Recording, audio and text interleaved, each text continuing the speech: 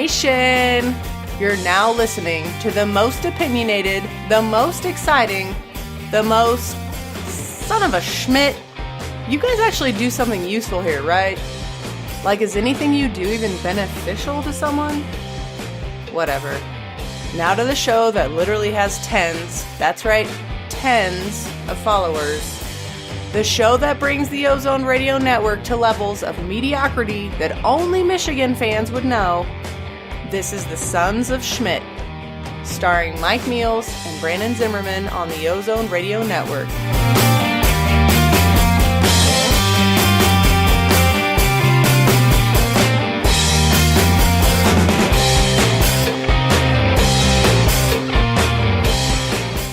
What is up, Buckeye Nation? Welcome back to the Sons of Schmidt podcast. This is season 3, episode 19 of the show. This is your host, Mike Meals.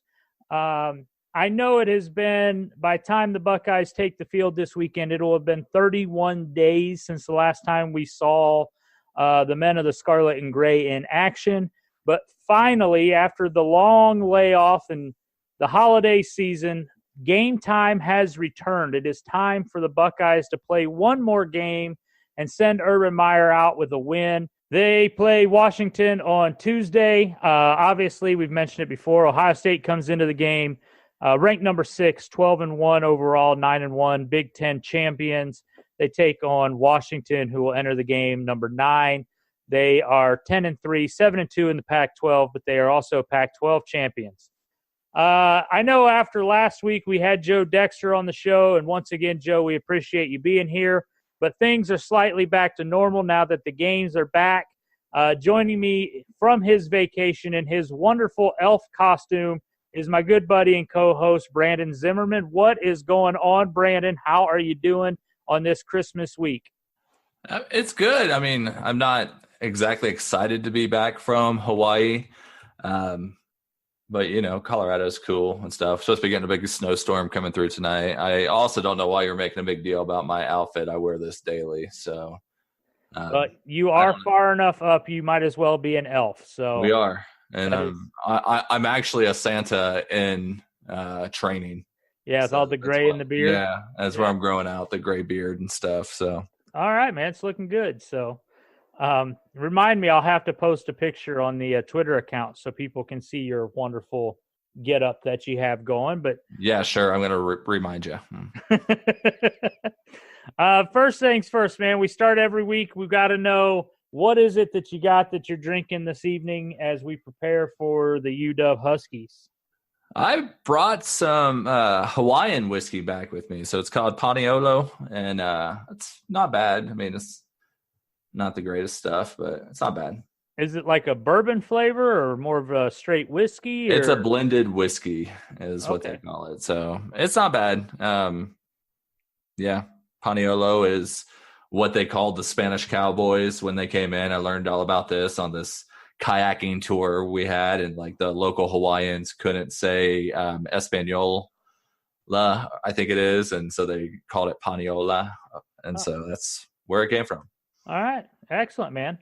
Well, I know I posted it on Twitter earlier. I've gotten about 20 bottles of alcohol for Christmas this week, but I'm not one to mess up anything that has been a good thing to do. I am very superstitious. I am finishing off my bottle of moonshine that I have now. It's worked for us since the Purdue game, and I'm not going to break that cycle this week. So I am drinking some moonshine, and I'm also drinking the Shiner S'more chocolate and marshmallow ale, which, by the way, if you get a chance to get this, it's delicious. It sounds like diabetes in a bottle. It's actually not as sweet as you would think. I was really surprised by it, to be honest with you. So, dude, first things first, as I mentioned, we had Joe on last week. Joe filled in.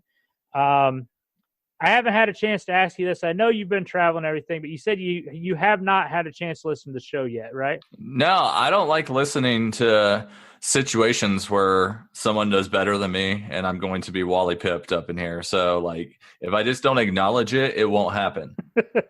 Well, hey, that works, right? Turn a blind eye, everything's good. So, yeah. All right. So for those of you guys that have, had a chance to listen to it and you don't mind listening to Brandon B. Wally Pip, Joe did a great job last week. Again, it was great having him on. Brandon, last thing I got for you before we pause and actually start the breakdown of the Rose Bowl. How was your holiday, man? I know today technically is Christmas that we're recording on. New Year's Eve will be coming up this week. Obviously, the game's on New Year's Day. But how have your holidays been? I know you got to spend some time with the family and everything. Yeah, it's been good. I mean, the traveling kind of got us a little tired over this past weekend and stuff, but we had close friends of ours came over. They're like family that we've known for years, and they always come over on Christmas Eve. So we did that last night, and then today just kind of hung out, did the present thing. Son got a new scooter, so he's been riding that around everywhere. So just good times. How was your Christmas? Oh, it was good, man. I've shown you the pictures already, but I got my new Nike Free Ohio State shoes, and as I mentioned, I've got a pair or two of those already, but this pair is ungodly more comfortable than even mine that I work out in. So, yeah, it was a damn good Christmas. I'm going to take it as a win. So that's good. All right, man. So on that note, let's go ahead. We'll take a quick pause. When we come back, we're going to look at the Washington offense and the matchup against the Ohio State defense. So get ready for that. And I know we've actually got a Ask SOS question that was sent in late, but it'll be in this second segment. So we'll get all those addressed, but we'll be right back.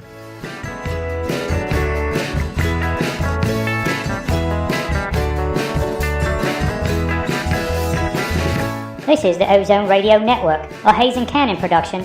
For the latest episodes of all your favorite podcasts covering Buckeye Nation, look for the Ozone Radio Network on iTunes, Google Play, iHeartRadio, and Speaker.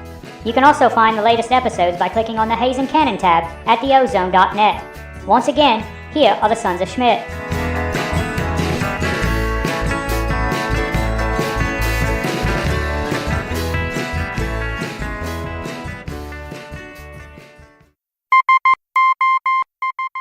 The Washington offense comes into the Rose Bowl this weekend.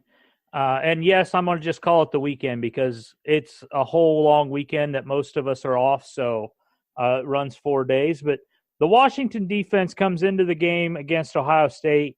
They're averaging about 230 yards per game passing, another 180 yards on the ground. They're led by 19-year senior quarterback Jake Browning. Jake has about a 65% completion percentage this year, 2,800, almost 2,900 yards, 16 touchdowns, and 10 interceptions. Now, obviously, the Washington offense is the same one that we have seen for the last 8 years that he's been in Seattle.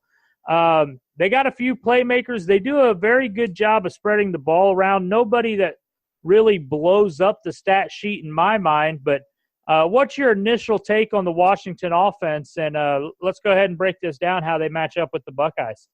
Well, I mean, I've always been a fan of Jake Browning since his freshman year when he kind of came on to the scene. And I mean, he looked like a future number one overall pick, and he's kind of regressed quite a bit over these past couple years. So now we fast forward, we're into his senior year, and just not the same guy that we saw when he first came on to the scene, whether it's because he doesn't have the wide receivers or the playmakers like he did back then when like John Ross and stuff that he was able to kind of get the ball to. This year only broke 250 passing yards 4 times and not 1 time since week 6. So, I mean, it's not what they're doing. What they do is they rely on their running game, and I think that's what Ohio State really needs to focus on stopping. Myles Gaskin is a stud. That guy is a damn good back. Not just for Pac-12. I mean, he's a good back nationally. Missed 2 games with a injury this year. Since he came back in those last 4 games, he's averaged 131 yards rushing per game. Against Washington State, that for their big rivalry game. What is that? The Apple Cup. Yeah, he ran for 170 yards and 3 touchdowns. With him, he's got Salvin Ahmed right there with him, a sophomore, ran for 600 yards on the season and 7 touchdowns. So those 2 guys are kind of what Washington's been focusing on, getting them going.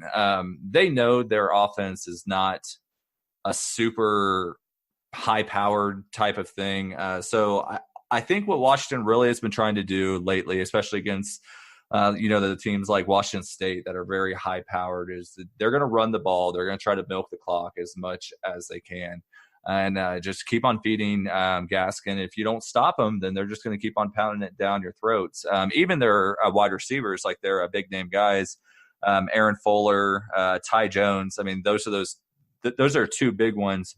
Over the last 5 games, they've really have not been used at all. I mean, both of those guys combined over the last 5 games have combined for 17 catches. So, I mean, they're just not really used too much, and it's just the Myles Gaskin show with Ahmed back there spelling him a little bit.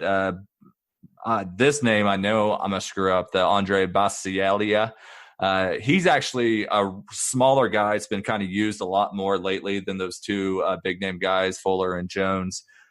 He's only 5'10", 173 pounds, but over the past 3 weeks, he's got 17 catches by himself, 13 catches over the past 2 weeks. Not for many yards, but it seems like they just kind of use him in that kind of slot, sort of like the Buckeyes do with C.J. Saunders whenever he plays, where it's those little 5 to 10 yard catches that they're going to force it into him, and he's going to make the catch. So not much of a pass game, but it's sort of like what we saw with Northwestern with Clayton Thorson, where he used to be a real good passing quarterback, and then this year they kind of made it so it wasn't as much of him throwing the ball. So Jake Browning's got the ability to throw for 300 yards, but I think they're going to come out with Gaskin and just kind of force feed him and see how the offense is able to do against that Buckeye defense, who has struggled against the run at times this year. Yeah, absolutely. I mean, their 2 leading running backs have over 1,700 yards on the season, and if you put together their 3 leading receivers, they have less than that. They're 1,600 yards, something like that. So it's definitely in the game plan to utilize the rushing attack. I know we were talking about this a little bit before we started recording. Washington, they don't really rely on a single big name tight end. Their leading tight end as a receiver has less than 300 yards. That's Drew Sample, but they have a couple different tight ends that they'll use also. So my question is, as somebody who has watched a lot of Washington football, being in the Pac-12, and I know you watch a lot of that, is this going to be more of a lineup smash mouth rushing attack, or is this one where they're going to try to beat you with speed and misconception? I think they're going to spread out Ohio State more than you would expect with, a team that focuses on running the ball so much. I think they're going to try to get Ohio State to remove as many players from the box as they can. They've got a pretty large offensive line. All 5 of their guys are over 300 pounds. Their left tackle's 6'8", 316, right tackle's 6'7", 318. So they got big boys down there. So I think what they're going to try to do is spread you out with those 3 wide and let those offensive linemen try to control that line of scrimmage, and hope and for them, they will be hoping to catch the Ohio State defensive line coming into this game, kind of half-assing it, with Draymond Jones going to the NFL and stuff. So I think that's what they're going to do. I don't know for sure if that's going to work out too well for them. They have struggled giving up big plays. They give up they are 77th in the nation, giving up 6 tackles for loss per game. And then you got Ohio State on the other side, who's 16th in the nation, getting over 7 tackles for loss per game. So you've got an Ohio State defense that likes to get into the backfield and make plays, and you've got a Washington offense that gives up a lot of plays in their backfield. So it's going to be interesting to see how that works out. I mean, which defensive line is going to show up? I think we're going to see a hungry team. And I think coming out, we're definitely going to see Washington try to spread it out and see if that offensive line can handle that defensive line. But I think by the end of this game, I think we're going to see Jake Browning throwing the ball a lot more than he has this year. And that's where Ohio State's going to have to step up. Ty Jones, which I didn't even really mention too much, but he's the one that kind of worries me the most. He really hasn't done too much lately, but he's had some hot streaks during the year. I mean, the guy's 6'4", 209. So think of a Ben Victor type of guy. Caught 4 touchdowns in his first 4 games of the season, and then only 2 over his last 9 games. So he's a guy that can make big plays. He's a big-time guy.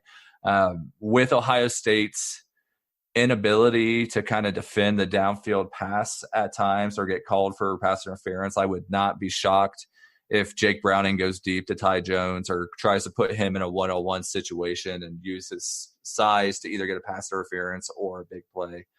So it's going to be interesting to see how it all plays out.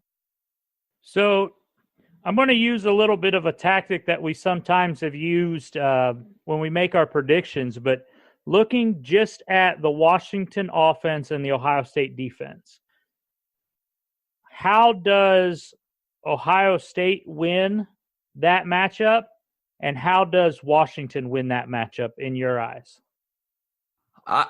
So I think the biggest thing Ohio State has to do is they have to stop the Washington rush game.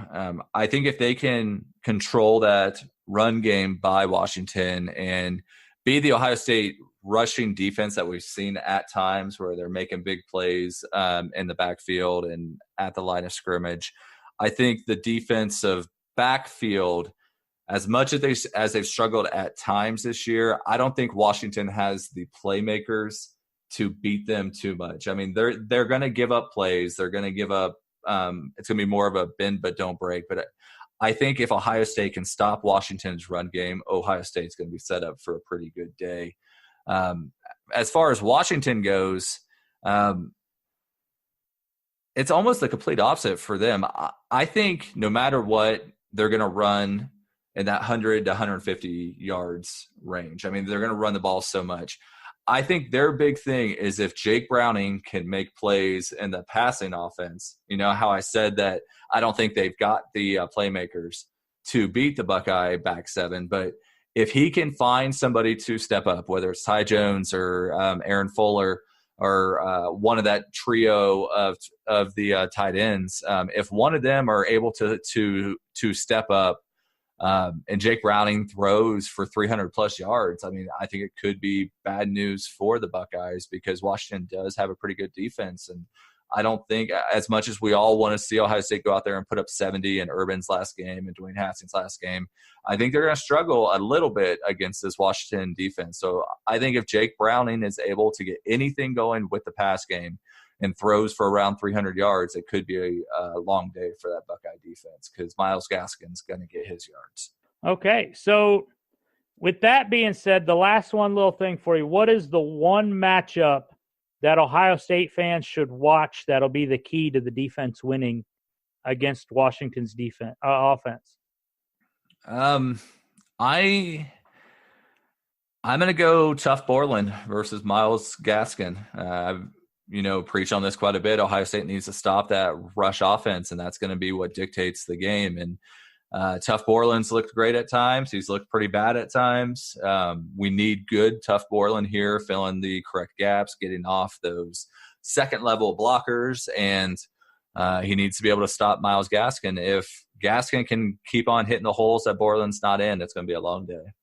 Yeah, I think the key to this matchup, this half of the game, is going to be the Ohio State linebacker play for sure. So, and I won't go just with Tough Borland. I'm going to say overall the entire unit is going to have to possibly play their best game of the season.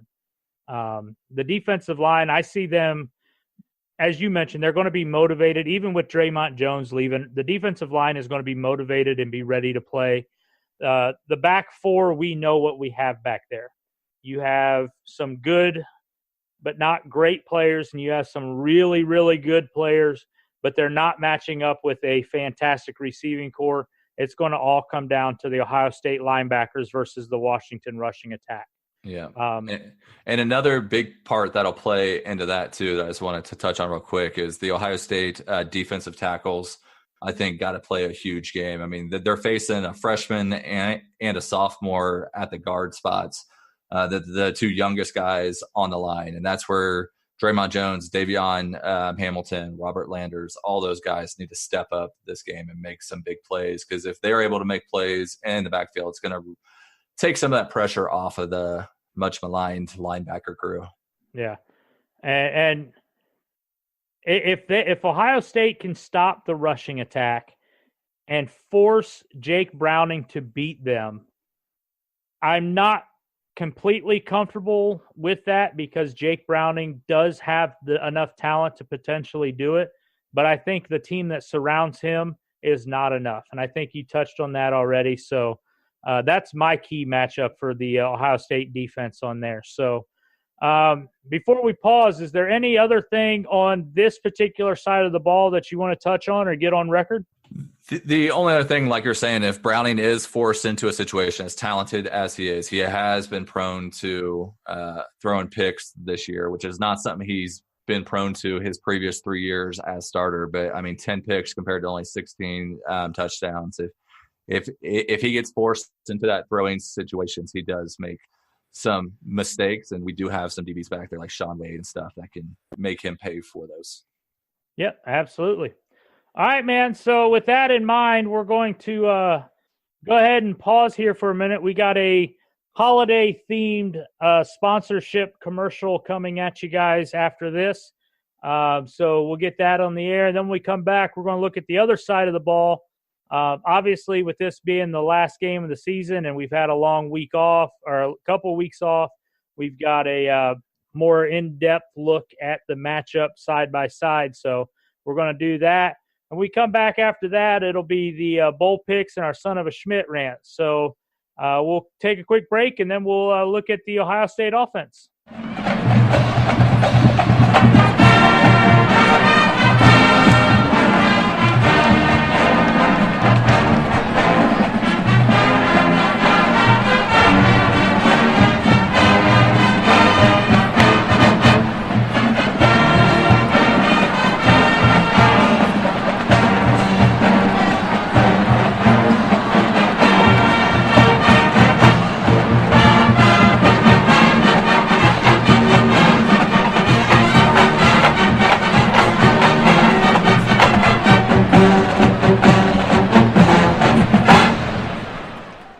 All right, Brandon, we've talked about this a little bit. The Washington defense, they come into the game, they're giving up about 185 yards through the air.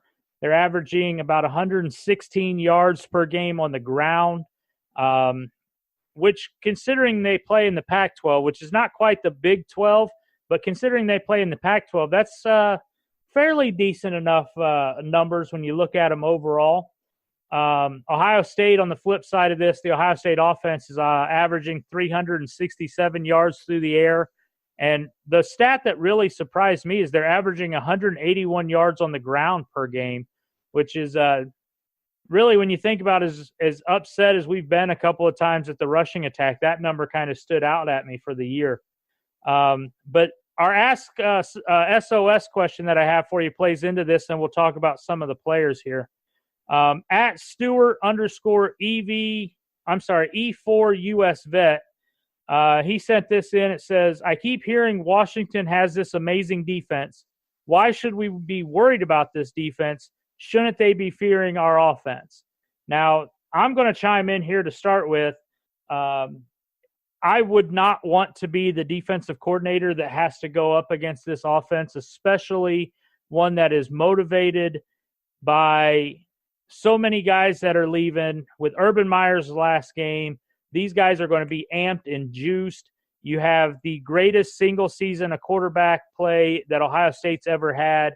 You have what is possibly the greatest overall wide receiving season for Ohio State receivers coming in. What is your thought on this? Should the Washington defense be more worried about the Ohio State offense than people seem to be worried about the Washington defense? Well, if you look at just everything on paper, you should be scared. The most points Washington has been given up this year is 30 points, and that was to Oregon. They've only given up 20 points 6 times this year. Faced Washington State, 2 games ago, and only gave up 15 points. They've only given up more than 2 touchdowns 3 times all season. And that was against UCLA, Oregon, and Stanford. Against ranked teams, they're only giving up 8.3 points per game, and that's over 3 games. So, like, if you're looking at that, I mean, like, you should be kind of terrified, like you're writing it down. I will say this, so I'm going to calm your fears. It's all fake. We talk about this quite a bit. It's one of those things where, like, it looks pretty awesome, but what you need to realize this year is the Pac-12 is not the Pac-12 that you think of. Even you mentioned it there. Like, we think of this high-scoring offenses and just no defense being played. It's actually the complete opposite this year. It's kind of like crappy defenses and really crappy offenses throughout the entire conference. I think so many coaches tried to focus most of their stuff on defense and trying to fix the defense because, I mean, forever people were saying if you can just get one decent Pac-12 team to have a good defense, they're going to dominate the conference. So I think a lot of people went that way. So here's what I'll say to kind of show that to you. Total offense. If you're thinking of just total offense nationally and you think Pac-12, you're going to think a lot of teams are ranked pretty high up in the Pac-12. I'll tell you this season, conference and out of conference, Washington has only faced 2 teams in the top 50 of total offense all season. 5 of those teams that they faced were ranked 76th or higher. The other 5 were ranked in that 51 to 75 range. And then they had 2 in that 11 to 20 range. They had Washington State, which we already talked about, and then Stanford. Those are the only 2 teams that they've faced with a top 50 offense all season. Which, the really surprising part of that is that Oregon is not one of those top 2 teams, right? Sorry about that. I just screwed up. So total offense, Oregon is one. So It's Washington State and Oregon. Okay. Sorry. Yep. So those 2 are the only ones in the top 50 for total offense. Their average team that they faced this year is 68th in total offense. So they're not facing the Buckeyes week in and a week out. The only team offensively that even compares to the Buckeyes is Washington State. And that's kind of a stretch just because, one, it's the rivalry game for them. As their coach came out and said, like, Mike Leach never changes his approach. So the Huskies like to play them, and they would love to play them every week because their defense knows how to stop them. So they did shoot them down. Passing offense, too, because the big thing that we really hear about from Washington is how great their passing defense is. Passing offense, it's not much better. They've only faced 2 teams inside the top 40 of passing offense. That's Washington State, who's number 1.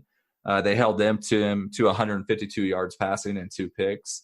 The only other one is Stanford, who threw for 347 yards and 2 touchdowns against them. Stanford has the number 19th ranked passing offense. Their average passing offense that they faced this year was 62nd.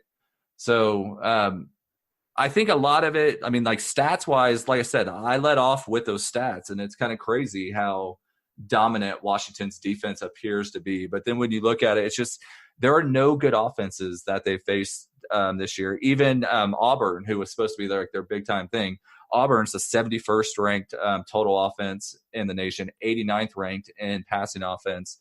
Look at some of these other ones. Utah, who they played twice, 66th in total offense, 90th in passing offense. BYU, 78th in total offense, 87th in passing offense. California, who you would expect to have a big-time offense, a big-time passing offense, they were horrible this year. 108th in total offense, 101st in passing offense. So, wow. I mean, you just go down that whole list. Even Oregon's 44th in passing offense. I mean, they aren't too good passing-wise. So, yeah, it's one of those things where the Pac-12's not what we expect it to be. It's not what it has been. So when you look at how dominant those stats are, it's really not as good as it seems to be when you look at the stats and who they were facing and why they were able to stop these. So outside of Washington State, like I said, who they did dominate against, I mean, they need to be respected. They've got a very good defense. They showed that against Washington State. But they have not faced a team like Ohio State. And even Washington State, stats-wise, they are number one. But, like, I don't think there's anyone that would take the Washington State offense over the Ohio State offense or many other. I mean, you would probably – I mean, they just throw the ball 40,000 times per game. You know, I mean, that's what Washington State does. But J.K. Dobbins, Mike Weber, the wide receiver core, Dwayne Haskins. I mean, this is a beast that Washington has not faced this year. So as good as they are, I think they're a very respectable defense. Ohio State should be able to put some points up on them. Okay. Well, let's look at some of the individual players on the Washington defense. You know, they're led by their senior linebacker, Ben Burr-Criven, I think is how you say his. I can't say his damn last name. It's an awesome name. I don't know. Right. This guy has 85 solo tackles for the year. He's got 165 tackles overall, 4 tackles for loss, 1 sack, 2 picks, 6 passes broken up, and 4 forced fumbles. You know, that's a pretty damn good year out of a linebacker. Their second best linebacker, 67 tackles for the year, 5 tackles for loss, and a sack. And then their best defensive lineman on the stat sheet, at least, is Greg Gaines. Greg Gaines, who has 53 tackles overall, 6.5 for a loss, and 4.5 sacks. Now, looking at just the front 7, as they compare with the Ohio State offense when it comes to running the ball and getting pressure on Dwayne Haskins, how does this matchup look in your eyes? Is this going to be a key, or is it really going to come down to the defensive backfield stopping Haskins when he throws the ball? I've got it kind of broken down into a quartet of obviously 4 guys, 2 in the front 7 and 2 in the back 4 that I think are going to control how this game goes. Front 7 wise, I mean, Burr, Curvin, and Gaines are the 2 guys that I'm really watching for, because those are the 2 guys in the middle that are going to be controlling the run game for the Buckeyes. Is J.K. Dobbins or Mike Weber are not able to get going, it's because of these guys. I mean, Gaines is a 316-pound senior defensive tackle, big body guy, experience. Like I said, he leads. I mean, he's got a lot of tackles for loss, a lot of sacks, just kind of that linchpin there in the middle. And then Burr Curvin, like you said, I mean, dude's averaging almost 13 tackles per game. Like, that is crazy to me. Yeah, that's like Laurinaitis kind of a game, right? Yeah, there. I mean, like, those 2 guys are going to control how good Mike Weber and J.K. Dobbins does. Also, how good those 2 are, I think it's going to force Ohio State to kind of spread the ball to the outsides more instead of trying to pound the ball down the middle. I mean, obviously they're going to have to at some points. You've got to, go up the middle to kind of loosen up the outside some. But I think how Wyatt Davis, making his second start, Michael Jordan and Knox do. Or no, Knox the one hurt. It's Pridgeton. How those 3 do up the middle, controlling those 2 guys is really going to control how good Ohio State's offense does. I think regardless, Haskins is going to be able to throw, but are they going to be able to score inside the 20 like they had problems with earlier in the year?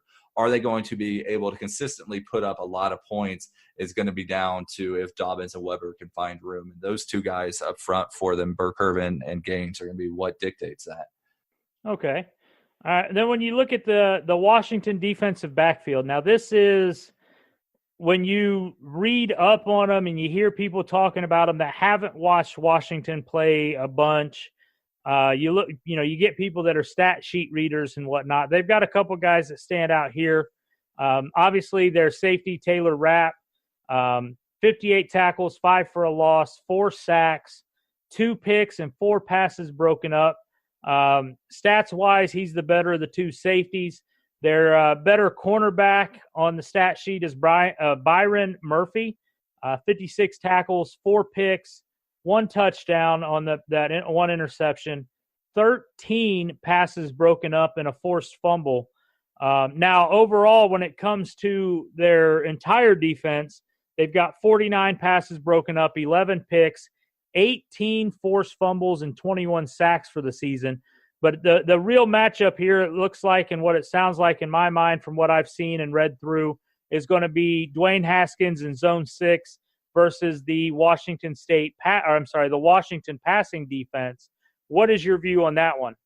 Yeah, I mean, the two guys that I had in my quartet that are going to control how this game goes, you just talked about. Tyler Rapp, their safety, he kind of plays more of a – like what Michigan does with like Peppers, what they did and stuff. So, I mean, he's the team leader in tackles for loss, the team leader in sacks.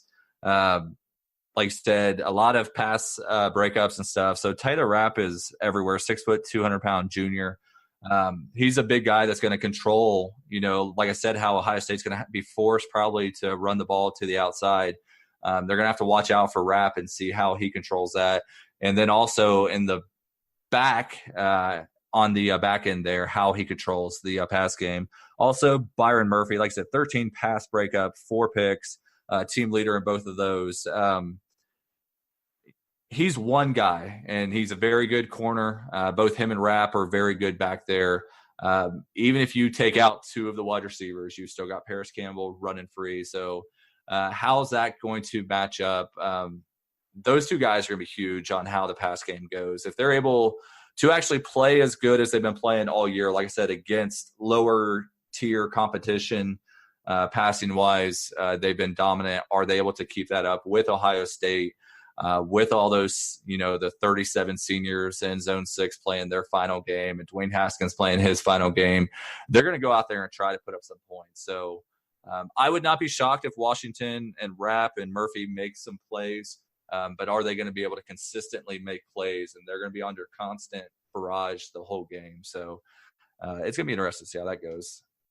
Okay, so when you look at the way this matches up when Ohio State has the football, obviously it's going to be the key is going to be, as you mentioned, on the ball being ran up the middle and controlling the 2 guys in the center of the defense. And then the way that Haskins can beat those defensive backs, who all 4 of them are fairly decent defensive backs. Now, they don't have a super glaring weak spot like other teams will do. They have 4 really solid guys. Now, when I look at this, what it's going to come down to is Ohio State doesn't need to get 300 yards running the ball. They need to run the ball enough to keep the defense honest, keep them in there. They're going to break a little bit here, 5, 6, 10-yard runs and whatnot. I'm not expecting a whole bunch of 60, 70, 80-yard rushes personally. I see Dwayne Haskins owning this game. And I don't mean just, a 300-yard game. I'm talking a big, big showing from Haskins and the wide receivers. Mike Weber will probably get a lot of playing time both in the running game and in the passing game. Obviously, the wide receivers are going to get a lot, being that most of them are done after this year. School-wise, they're done. But in your mind, what is the big way that Ohio State wins, and what is the way that Washington wins? Who has to win, and what's the matchup you have to watch? I think for Ohio State, I'm really going to be watching how aggressive they are this game. Because like you mentioned, with all those guys leaving after this game, how conservative is the coaching staff and the players going to be to try to limit injuries, especially with guys, like Johnny Dixon and Mike Weber, who have had a career of getting hurt quite a bit. I honestly don't think we're going to see a lot of Mike Weber. I don't think we're going to see a lot of Johnny Dixon. I think it's going to be – I don't think we're going to see a lot of Paris Campbell. I think we will see enough of them, but it's sort of like where we kind of saw for a little stretch there going into the November games where like Paris Campbell really wasn't used as much, like they would do little 1, 2, 3 touches here and there, maybe per half, and let him try to break some long ones. And he still might. I mean, I'm not saying he still may finish over 100 yards. But I don't think we're going to see one of those games where he has 12 catches, and where they're throwing him a lot of screen passes and stuff. So I'm curious to see how that goes. If Ohio State's able to keep the pressure moving forward, not play scared to limit injuries, not be worried about Dwayne Haskins being hurt, are they going to do a bunch of quick passes? Or are they going to let him actually air it out? Washington doesn't get too many sacks, so, maybe they won't be as worried about Dwayne Haskins taking hard hits. But for Ohio State to win offensively, I think they need to continue doing what they've been doing all season and not play scared, not try to limit the injuries too much, just kind of play it out. While still limiting players here and there to kind of give them opportunity to kind of soak in the Rose Bowl and not get injured. For Washington, honestly, if you're looking at the Ohio State offense, and like you said, the Ohio State rush offense is still good. You got J.K. Dobbins and Mike Weber. Those are 2 very good running backs, but the offensive line has struggled at times to create any sort of rushing room. If I'm Washington, I am going to do everything in my power to take away Dwayne Haskins throwing the ball. I'm dropping as many people back in coverage as I can and letting the Ohio State offensive line try to beat the Washington front 7 with the run game. Because the 3-4, we've seen it give Ohio State trouble at times. So I think if I'm Washington, if you take away that pass game for Dwayne Haskins and the Ohio State offense, I think you give yourself a very good chance to win this game. Okay. Yeah, see, in my mind, because it is Urban Meyer's last game, it is Paris Campbell's last game, it's Dwayne Haskins' last game, it's Terry McLaurin's last game. Just knowing what we know about Urban Meyer, I see those guys playing more. So I see a Mike Weber playing a little bit more because he has given a little more time in there. Now, don't get me wrong, JK is still going to get his carries. He's still going to be on the field. He's still going to make his plays. And this is almost bad to say this way, but I kind of want to see those guys play more to start, just because if, God forbid, something does happen, they're all leaving anyway. So, you know what I mean? Like, it's a terrible thing to say, and I don't want to see anything happen to these guys. Don't take it that way. But like I said, if something happens, if Mike Weber gets dinged up in the first quarter, it's better than J.K. Dobbins getting dinged up. J.K.'s coming back, Mike Weber's not. So, and I know how loyal Urban Meyer is, and I could see this game starting with the Urban Meyer loyalty thing coming into play early. And then as Ohio State starts to, put its dominance on Washington, then you'll see kind of maybe in the second half, Ryan Day kind of more take over the game, getting prepared for next year. And Ryan Day's guys will start coming into play a little bit more. That's completely just my thought. I'm not saying that's what's going to happen, but I could see that happening is what I'm getting at, I guess. Yeah, it'll be interesting because, I think we're on different ends of the spectrum here. Like, I don't see Mike Weber getting more than 10 or 12 carries. I could see him starting, and I could see him getting like the first carries.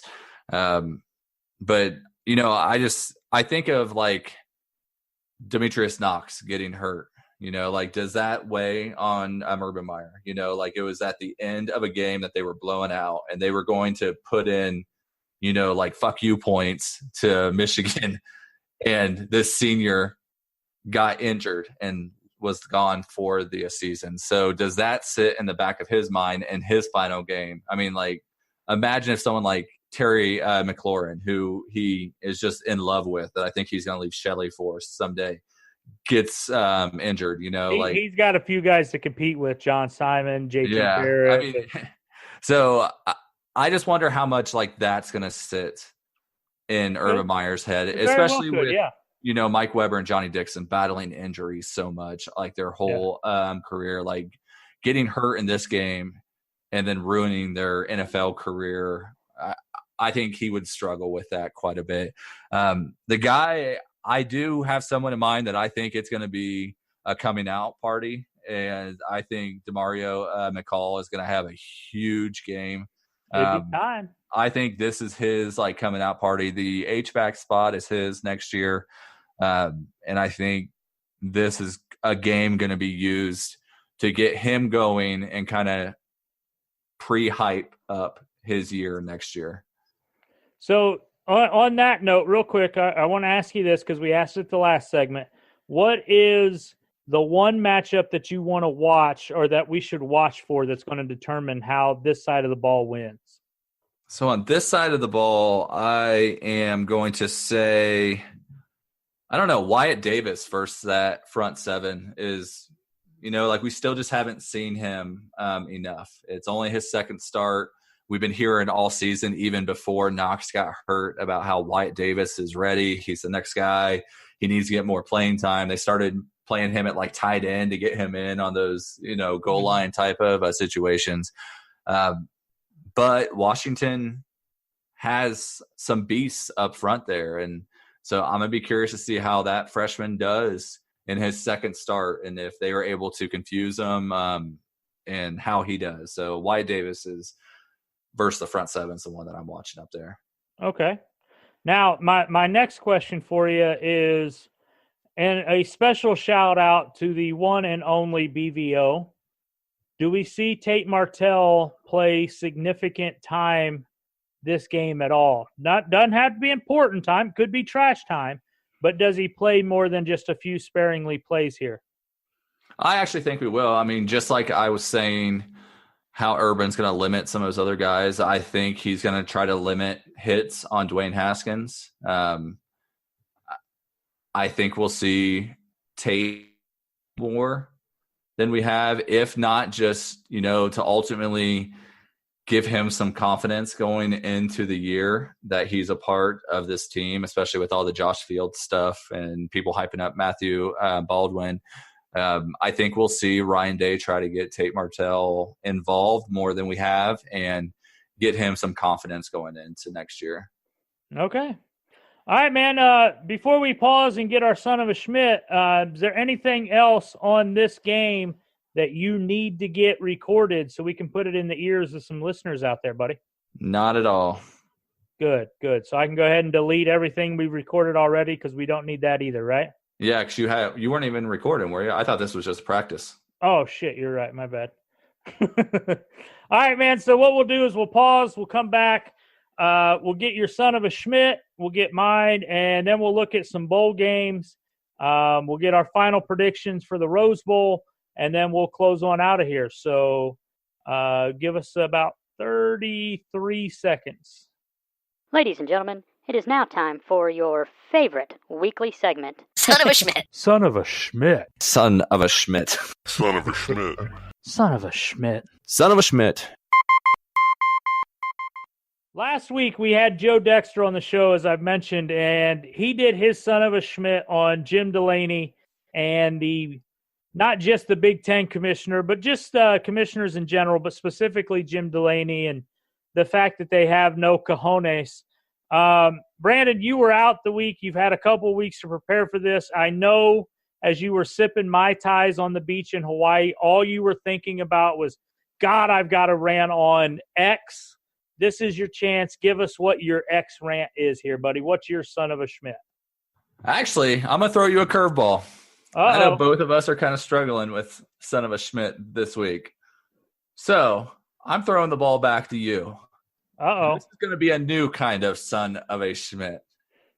We're going to expand on a Twitter conversation that you and I had a few days ago. I figured this was going to come up. And we're going to put this on record. Okay. That Mike Meals, Lone Star State himself, everything's bigger in Texas except for his PP. Feels like Texas high school team. What, they won state championship. 6A. Yep. Could beat college teams. Yep. And I'm calling bullshit on that one. So Yep. I'm going to give you a chance to explain to me, try to convince me how a Texas high school team starting 230-pound offensive lineman is going to beat Hawaii, like you were bringing up, an 8-win FBS college football team that has, 320-pound Samoan dudes on their defensive line. So let me know. Tell me about this. Okay. Let me start with this. What happened last year in the NCAA tournament? Are we talking basketball? Are you going to Yes. use basketball to tell me how? I'm just starting. What happened last year in the tournament? I don't know. I don't watch college basketball. I'm assuming watch the some tournament. small team beat some big team, and like people love them for a little bit. And The University of Maryland, Baltimore County okay, was the first ever 16 seed to knock off a 1. but it started with university, not high school, right? I just know. want to make sure we're checking it. I'm getting there. I'm Okay. getting there. All right, I'm I getting just want there. to make sure. Okay. Back in the 60s and 70s, at the end of the season, there was a team comprised of college kids that would play the NFL champions. Did the NFL champions win every game? So you're bringing up some like 1930s to 1970s. Hold on. Just No, answer the question. they did not. They did not win every game, did they? No, The college kids won, right? sometimes, yeah. Okay. 9 times, if I remember correctly. It's something like that. It's not a whole lot. And I'm going to be the first to tell you, it is not a whole lot. Okay. Now, did the Cleveland Browns win 7 games this year? You're asking me questions about sports that I don't watch. Sure, did they? Did the Cincinnati Bengals win 1 game this year? I know they won at least 1 game. Okay, so what you're telling me is at any given time on a field of competition, any team can lose. Is that what you're saying? Not in a high school versus FBS. We're not to that part yet. I'm setting the Okay. stage. You All right. got to let me begin my diatribe if we're going to go through this trial here, Okay. Right. counselor. So, I mean, So, in you some have- situations, yes. So that does happen. In fact, it's almost like there's an entire movie out there called Any Given Sunday, which plays off the cliche that at any time any team can win on a Sunday. And I know it's fictional, it's NFL, but it can happen, right? Sure. Did Except you for they don't play on Sundays, so. did you watch the 6A Texas high school football state championship game? Yeah, I saw they needed a last-second Hail Mary to beat another high school team. Another undefeated high school team, right? High school team, as long as you say high Yeah. school. It's a high school team. So you're telling me that a team comprised of kids that are going to go to the Texases A&Ms, the LSUs, the Ohio States, could not beat a Louisiana Tech, a Louisiana Monroe, a Sunbelt Texas State team. Are you No. really telling me that? Yes. A Because team of 15 and 16-year-olds are not going to be a Louisiana Tech team full of 22-year-olds. how many times have you had a freshman go to the FBS and dominate? That's one player. I'm just getting to the point. Okay. Yeah, that happens. Did Jonathan Taylor dominate when he was a freshman at Wisconsin? Because he had a 5 senior offensive lineman. But yes, he did. Did Maurice Clarett dominate at Ohio State as a freshman? Yes. So you're telling me that these kids are talented. Those Are they- guys are, yeah. Are there any freshman quarterbacks who've ever came in and made a magnificent run as a freshman quarterback? Yes, but not by themselves. So you're telling me that it is possible the talent is there? It's possible. I did not say that North Shore would win every time. They won't win any time, so. They will. If you let them play 10 or 100 games, they are going to win at some point. And if you watch that game and objectively watch it. Now, look, I don't like North Shore. The high school team in Texas that I follow, North Shore beat them twice this year. I don't like North Shore. But if you watch that game and you tell me that North Shore is not a talented team that is better than some of these teams in FBS that are terrible, you're crazy. I got one question for you. Actually, we will do a few. I will play your game where I ask a bunch of stupid questions to lead up to a big one. How many starters are there for North Shore? Offensive and defensive. Well, it's 22 positions. Okay, so 22 starters. How many starters are there for, let's say, Hawaii? 19. 22. Oh, wow, that's crazy. Good job. How many of those 22 starters for North Shore are Division I scholarship athletes? Right now? Right now. I don't know how many seniors they got that are going to FBS, but because I can tell you how many Hawaii has just right off the top of my head. They've got 22. and how many of them are good scholarship players? They are scholarship players. I mean, like that's besides the point. How many of them are good scholarship players? They won 8 games in FBS. They went to a bowl game. And what conference do they play in? Mountain West. Yeah. Okay. You know, I mean, that's same as like Boise and stuff. So if we pretend Boise's good, every now and then we have to pretend like their conference is good. Okay. So are you going to your next question, counselor? No, I mean, I know Hawaii's got 22 Division I scholarship athletes. North Shore, you said none. Was that correct? I'm not saying they aren't going to be good someday, but right now you line up an offensive line that has 230-pound offensive linemen. Who cares how good their running back is against a defensive line that has 300-pound dudes, linebackers that are 250 pounds, pissed off Samoans. They are going to dominate. I feel like this just took a racist turn. No, it didn't. I mean, like they play great and they are kind of utilized because high school football is not big in the state of Hawaii. It's not big in Guam. It's not big in the areas that they do, but they get freak athletes that come in and learn how to play football. So I'm just saying, like, you've got men versus kids, and no matter how talented those kids are, they are not going to beat those men. It's like if you look at, let's go like Little League World Series, you know, and you get like state champion from New York, bunch of 9-year-olds. Are they going to beat a high school team that's been playing? That's not the same comparison, though. But we can compare 1930s football against college football. A bunch of 9-year-olds.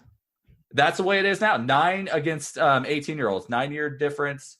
You know, like it's not that big of a difference at all compared to what you're trying to leap to also. Does Hawaii play any freshmen? On their starters, let's see. They've got – I'm looking at their roster right now. They've got 2 offensive linemen that are starters. That are freshmen? One from Arizona, freshman, 280 pounds, and one from California, 310 pounds. And so that's 2. But you keep on picking like little one things here. That's because I'm getting to the point here. How many offensive linemen did Ohio State sign in their class last year that were over 300 pounds? I don't know. I don't follow recruiting. 5. I don't know either. I'm just asking. So what you're telling me, though, is there are kids in high school that are the same size and can go and start at Hawaii as freshmen. Yeah, but does North Shore have a team full of those? Does Hawaii have a team full of kids that could go start elsewhere? Yeah. No.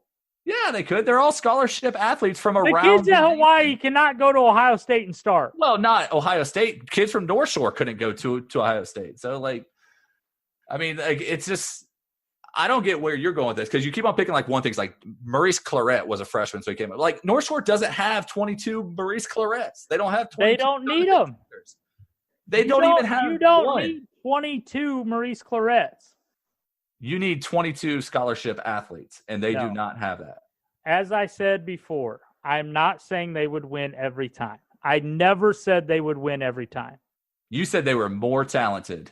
They are more talented. Watch the game and tell me. High school competition. Watch the game and tell me who's more talented. So I'm supposed to watch Wapak fucking High run for 450 yards, and I'm thinking, oh my God, they are so good. They're going to beat up on a FBS team, and they could run for 450 yards. No, it's against high school competition. By the way, Wapak would get crushed by North Shore. Wapak gets crushed by anyone because it's Wapak went like 9 rounds deep into the playoffs this year in Ohio. Yeah, Division III Ohio. Who cares? Exactly. That's why we're starting to play college football on Fridays because high school football is so stupid. As I said, they will not win every game. But to sit here and tell me that they can't beat a low-level FBS team is crazy. They couldn't. Could Alabama beat a low-level NFL team? I know you've said in the past that they couldn't, and people that say that is dumb. So I'm just curious if, like, you've put down your Texas colored barbecue enough to. Could Alabama, in how many games, beat an NFL team once? Is that what you're saying? Consistently. I mean, yeah. I never. No. No one said consistently. Sure. Let's go once. Yes. Okay. Yes. So you're on record of saying that Alabama's better than some NFL teams. Well, that's the eye test, and anybody that says that, no, they're crazy. But to answer your question, could Alabama beat an NFL team? Yes. Yes. Okay. All right. Now, would they be a 1-15, what was Cleveland before this year? 1-32 or 1-35? Yeah. Oh, absolutely. But so you're saying, like, in the past couple of years, Alabama was equal to the Cleveland Browns. Dude, the Browns were fucking terrible. But Cleveland Browns would still whoop up on Alabama. If you take the Cleveland Browns team of the last 2 years with Hugh Jackson as the head coach and give me the Alabama team with Nick Saban, I will take Alabama to win one of those games. Not happening. They play over and over and over again. Absolutely. We'll just agree to disagree. All right, and we'll just call that the son of a Schmidt for both of us. Absolutely. Absolutely, it could happen. By the way, in all seriousness, if you want to see a really damn good high school championship game, go watch that game. It was very, very good. And for the record, there were 30 or more Division I athletes on the field at any given time in that championship game. Between the two teams? Between the two teams. Okay, because I'm whenever serious, Hawaii takes the field, it's roughly 160 Division I athletes taking the field. No. They don't have 160 people on the field at one time. You were using two teams. Can I use two teams? I was using two teams on the field at one time. Okay. Which there's only 44 positions possible. But there's still scholarship athletes behind them. Well, see, that's not true either, because if CJ Saunders can play as a walk-on, then they're not always scholarship players. Whatever. You lost. All right, man, we'll pause for station identification. We come back, we'll get Schmidt Picks. You are listening to the Sons of Schmidt podcast on the Ozone Radio Network, presented by Hayes and Cannon. The ORN is the online radio home of the Buckeye Sloopcast, the Silver Bullets podcast, the Buckeye Weekly podcast, and of course, the Sons of Schmidt. For more information, go to www.theozone.net. And now, back to the show. Well, that certainly was the most entertaining, debating, back and forth son of a Schmidt we've ever had, Brandon. So what we're going to go ahead and do here, we're going to move forward and look at our Schmidt picks for the bowl season. And, if I was worth half my weight in gold, I would have taken the time to go look at our ESPN pick'em just to see where everybody's at, because I'm in last place. I'm looking at it right now. I'm in last place. Are you really? Yeah. I looked at it before the last couple of games, and then I haven't looked while we're in this kind of a lull until games pick up in a couple of days. So I will say that I lost 7 of the 8 games that I picked real quick while I was on vacation. So I'm going to blame it on vacation. Sure. So, all right, man. Well, then let's get rolling on this. All right. We've got first game, December 28th, the Music City Bowl in Nashville, Tennessee. And this is one that we talked about briefly when we were looking at the bowl games earlier this season that I had pegged to watch.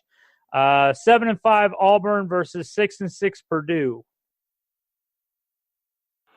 Oh, man, this is a tough one because, you don't know what you're getting. Well, and you don't know what you're getting with Purdue. You don't know what you're getting with Auburn. I think you have to show that you have a history of Auburn not showing up in bowl games. You've got Purdue, who has shown that they have the ability to do stuff. I think this is kind of like Rondale Moore's chance to kind of go onto a national stage in Tennessee and kind of whoop up on some people. So I'm going to go with Purdue. I'm probably going to be wrong like everything else, but I'm going to try Purdue. Well, I've got some terrible news for you then, okay? Okay. We're both going to be wrong because I'm taking Purdue to upset Auburn in this game.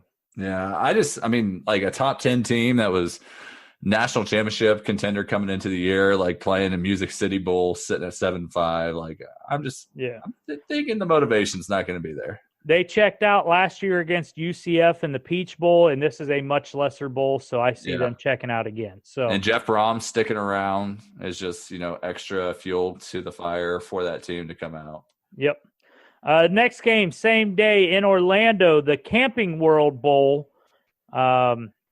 I know this wasn't the Citrus. I think this was the one that used to be, the Tangerine Bowl, maybe? Something like that, yeah. I can't remember now, but it's the ones that are played there in that same stadium. We've got West Virginia versus Syracuse. Go ahead. I'm actually going to go with Syracuse on this one just because Will Grier's not playing. Yep. And I think their top wide receiver is sitting out for West Virginia too, because apparently, if you're anywhere in the top 7 rounds, you decide to sit out nowadays. So I'm looking at you, Karan Higdon. But I'm going to go Syracuse. Goes undrafted. Yeah. I'm going Syracuse in this game too. I mean, West Virginia, as good as they potentially could have been, when you take out your starting quarterback, you're in trouble. So yeah, and if Will Grier was playing, without a doubt, I would pick West Virginia on this. I don't know. It'd be a whole different story for me. I don't know if Syracuse would win, but it'd be a different story. It'd be tougher to pick. Last game on the 28th is the Alamo Bowl, just up I-10 from me here, is Iowa State versus Washington State. What do you got in this game? I think Washington State is going to score a lot of points, and I don't think I don't think Iowa State's that good. Also, you've got a certain coach back in the state of Texas where I think he's going to prove a point. Yep, and that Pirate is going to destroy the Big 12 opponent. So I'm going Washington State here also. Moving on to December 29th in Charlotte, North Carolina is the Belk Bowl, which will lead to a whole lot of what in the hell is a Belk tweets on Twitter on that day. But anyways, we've got South Carolina taking on West Virginia. Both teams come into this game with a 7-5 record. What do you see in this one? I think South Carolina is going to belk the crap out of Virginia, and South Carolina is going to win. Did I use belk right? I don't even know. I'm pretty sure that's what it actually is. It's an adjective. I don't think that South Carolina is very good. I know Virginia is not very good. So I think South Carolina wins this game, but just for the hell of it, I'll go with Virginia. I don't care. Next game on the 29th is the Arizona Bowl, which surprisingly is not played in Arizona. Yeah, it is. It's in Tucson. I had to mess with you a little bit. Yeah, game's in Tucson. This is at the University of Arizona. There you go. Yeah, the Arizona Stadium. Nevada versus Arkansas State. And another one of these matchups, as Joe Dexter and I talked about last week, that everybody is dying to line up and see. What do you see in this match of teams that would probably lose to North Shore also? Well, I know that Arkansas State has a top 15 defense in the nation. North Shore, I know, doesn't. I'm going to go Arkansas State just because their defense is shown to be halfway capable. And I'm going to give this hat tip completely to you because I knew Arkansas State supposedly had a good defense. I didn't realize how good it was until we did our breakdown over the law here when we were talking about the Heisman and stuff. So I'm going with Arkansas State. I use them as part of my proof. Yep. Moving on to New Year's Eve, we've got the Military Bowl in Annapolis, Maryland, which is the University of Cincinnati Fighting Fickles at 10-2, taking on the 6-6 Virginia Tech Hokies. What do you see in this game? Vatech's pretty bad this year, and Cincinnati's been playing pretty good. I think they're supposed to be like UCF's only good win or something. So I think Fickle's going to go into this one and win. I think Fickle does the same thing, and then it'll be the last game that Marcus Freeman is his defensive coordinator. So hopefully they're going to ride out with a win for Freeman here, and Cincinnati takes this one. In the Red Box Bowl on December 31st. Red Box is that one where you rent DVDs, right? Is that what Red Box is? Okay. Yeah. The Santa Clara, California based. It's not a redhead porn star. Oh, now you tell me. Santa Clara, this is probably at Levi Stadium then, right? Okay. This is Michigan State at 7-5 versus Oregon at 8-4. Does the Big Ten prevail, or do the Ducks get themselves another win? I don't think so. I think the Ducks are going to win. I mean, D'Antonio, he's going to have the team ready. I just don't think Michigan State's offense can score enough to keep up with Oregon's offense, who I don't think is going to score a lot of points against Michigan State. But I could see Oregon winning like 17-13 type of thing. Like they're going to score more than Michigan State. Oregon has an offense that is just sneaky good enough to still move the ball on a very good Michigan State defense. I'm going with Oregon here also.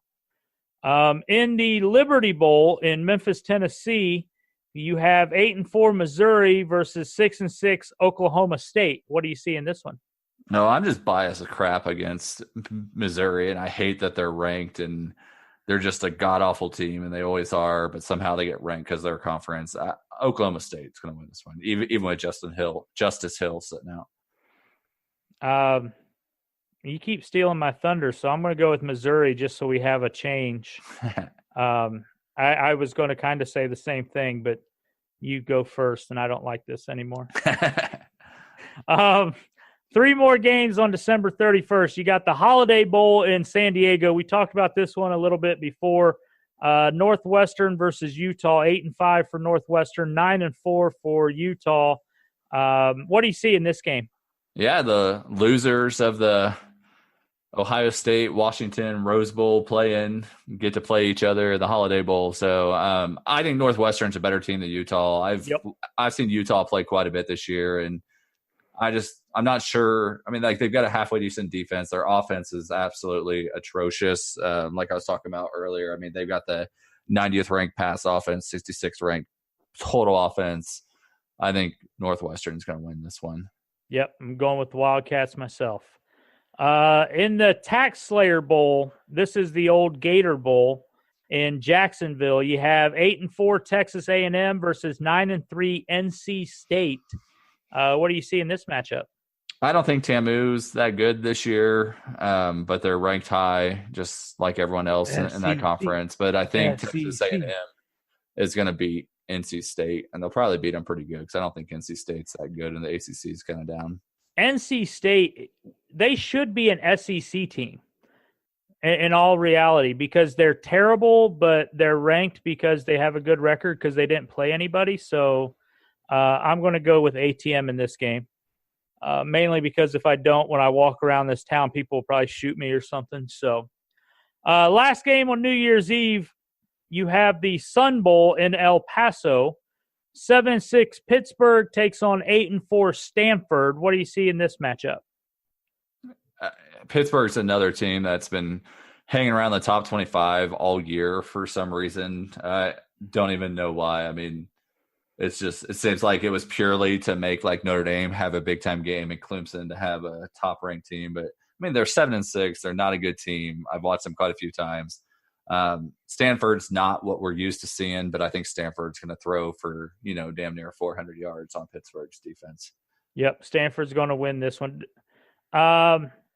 Starting off on the new year, January 1st in the Outback Bowl, you have 8-4 Iowa versus 8-4 Mississippi State. And just so you can't do it first, I'm taking Iowa in this game. So that's fine because, like, as much as I don't want them to win, I'm going to go with Mississippi State on this one. I just don't think Iowa offensively will be able to do too much against that Mississippi State defense. And I don't think Mississippi State's offense will be able to do too much against Iowa's defense, but I think they'll be able to do more than Iowa does. So I have zero faith in Mississippi State. Yeah, I can't stand them. And they're another team, like I said, like they are constantly ranked like top 15, and they're just constantly garbage.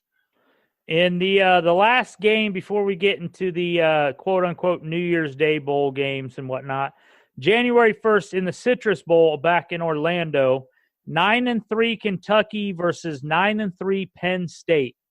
What do you see here, buddy? Speaking of garbage-ass teams, and in this time I'm not even talking about Penn State, Kentucky's a joke, and they're another team that's just been ranked high all season with no good wins on their schedule, but they just won all their games. I'm telling you, it's that system that the SEC does. They've got it down. They play really crappy out-of-conference teams. They get as many people as they can to 3-0, and they're all ranked in the top 25, and they just ride it out. So Kentucky benefited from that this year. I think Penn State whoops that ass. Yeah, Penn State's going to win easily.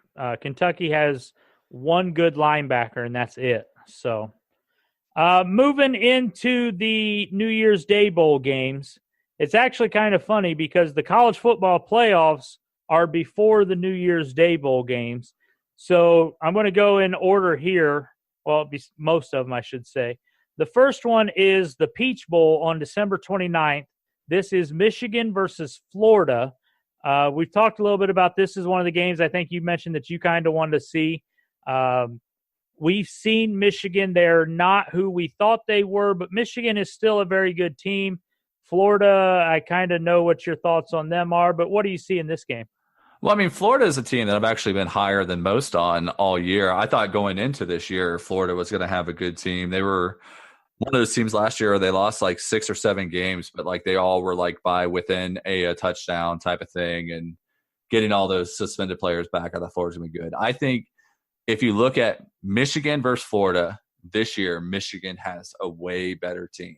I'm worried about all these players from Michigan sitting out, and are more going to be coming too that are going to be sitting out. I'm still going to pick Michigan. I think Michigan is a legit top 6-5 type team in the nation, and I think Michigan should win, but I'm worried about their players sitting out. I would not be surprised if Florida wins, but Michigan should win this game, so I'm going Michigan also. Yeah. Moving on to the 2 playoff games that are also on December 29th. You have the Orange Bowl, which is the Alabama-Oklahoma matchup, and you have the Cotton Bowl, which is the Clemson-Notre Dame matchup. Now, we've kind of talked about these a little bit in the past. I know we're both more looking forward to the Alabama-Oklahoma game, but there's been some things come up with some players that are in some hot water with the NCAA with drug testing and stuff like that. So starting with the Clemson-Notre Dame game, the Cotton Bowl, what do you see in this one? Even if Dexter Lawrence doesn't play, which he probably won't with that failed drug test, I think that defensive line for Clemson is going to dominate Notre Dame. I don't think Notre Dame's a very good team at all. And if we legit wanted the top 4 teams in, Notre Dame should not be in there regardless of their 12-0. I don't know how we can say non-Power 5 Notre Dame at 12-0 is good, but non-Power 5 12-0 UCF isn't, because they're not part of a Power 5. So Notre Dame's going to get that ass kicked. Yep. The last one on that day is the Alabama-Oklahoma game. I know, at least me personally, I would love to see Oklahoma win this game, but does Oklahoma have a shot? I think Alabama is going to be able to score at will on Oklahoma, and I don't think, as good as Oklahoma's offense is, I don't think they're going to be able to score at will against Alabama's defense. So I think this will be the most fun game out of those two, just because I think it's going to be a high-scoring game. But I could easily see Bama putting up 50-plus points, and Oklahoma is going to be more in that 28 to 35 range type of thing, and those might be with garbage points. So I'm going to go Alabama in this one. Yep, I'm going to take Bama here too. All right, moving into the last 3 games on our docket. You've got January 1st, the Sugar Bowl in New Orleans, which faces a Texas 9-4 squad and a Georgia at 11-2 squad. I know both of us have seen a lot more of Texas this year. We've seen some Georgia. I don't think Texas really stands a chance here, but what is your thought? Does Texas win, or does Georgia do what they should do? There is not a bowl game that I was more disappointed by this one. I get it, like the conferences, the way it worked out, but I mean, like, I would have loved to see Georgia face Michigan or something, have Georgia play a legit top team who they've struggled against all year, but people still think they're good.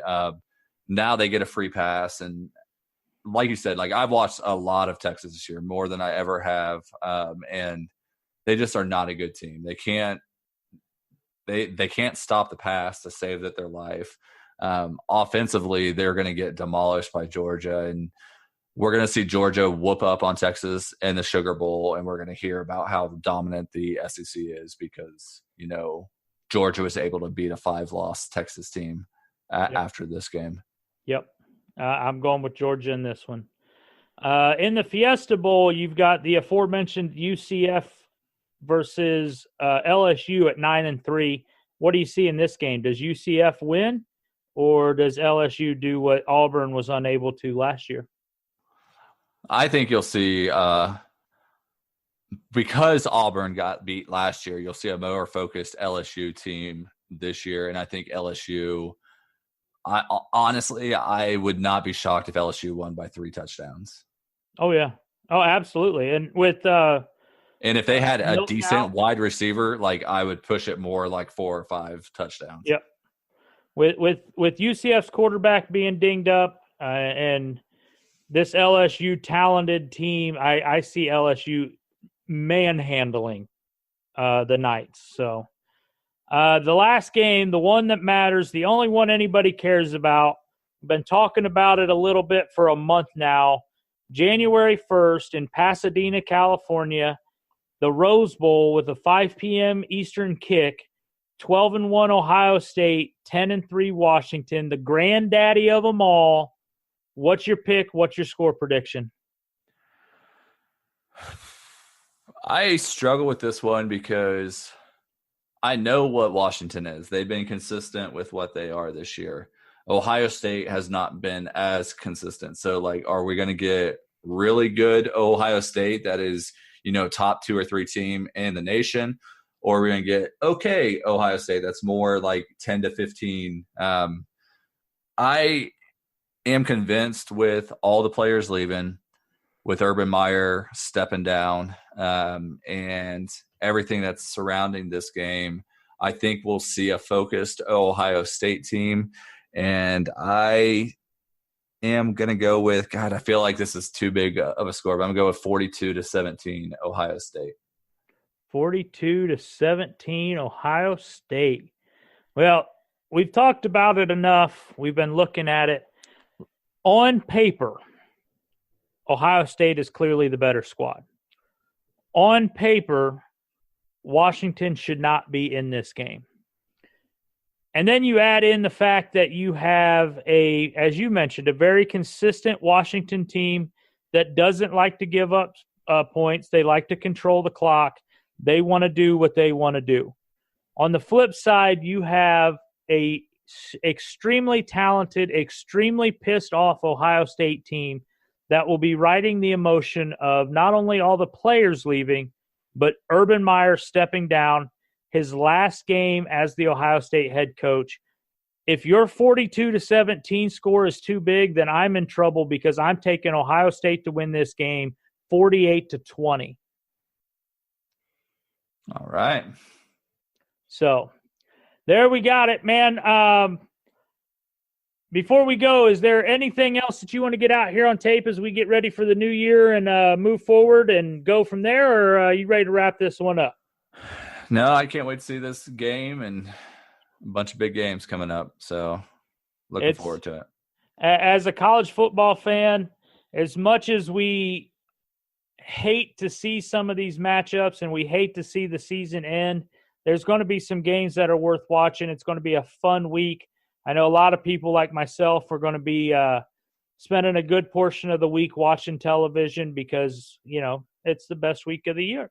Yep. So I'm looking forward to it. I'm saddened by it being the end of the season, but I'm definitely looking forward to this game a lot more now than I was before, as we talked about last week with Joe. So, and look at the bright side. Like after next week, we'll do like a follow-up show. We get to take a few weeks off. So,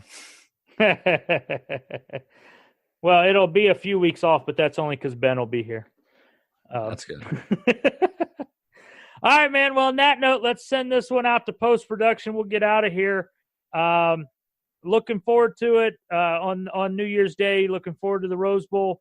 One more time, Brandon, to you, your family, to everybody listening, Merry Christmas, Happy New Year, everything of those notes. Let's get out of here, man. So go Bucks. OH. I-O.